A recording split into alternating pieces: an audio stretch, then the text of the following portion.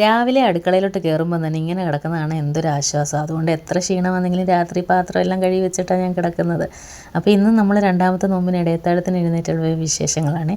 ഇടയത്താഴത്തിന് അണ്ണന് എന്നും ചോറ്, അതുകൊണ്ട് തന്നെ അത്രയും സമാധാനമുണ്ട്. രാത്രി തന്നെ ചോറ് വെച്ച് വയ്ക്കും. പിന്നെ വഴുതനങ്ങയും മെഴുക്ക് വരട്ടി, കുറച്ച് ബീഫ് കറി ഇരുന്നതെടുത്ത് വരട്ടി, മോര് കറിയും ഉണ്ടായിരുന്നു.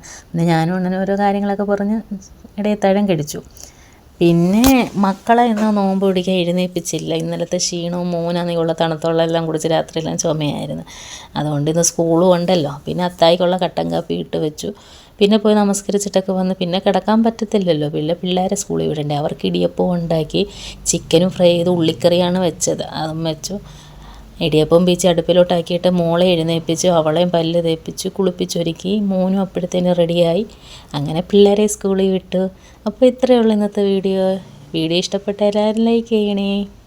ഒന്ന് ഈ ചാനൽ സബ്സ്ക്രൈബും കൂടെ ചെയ്യണേ.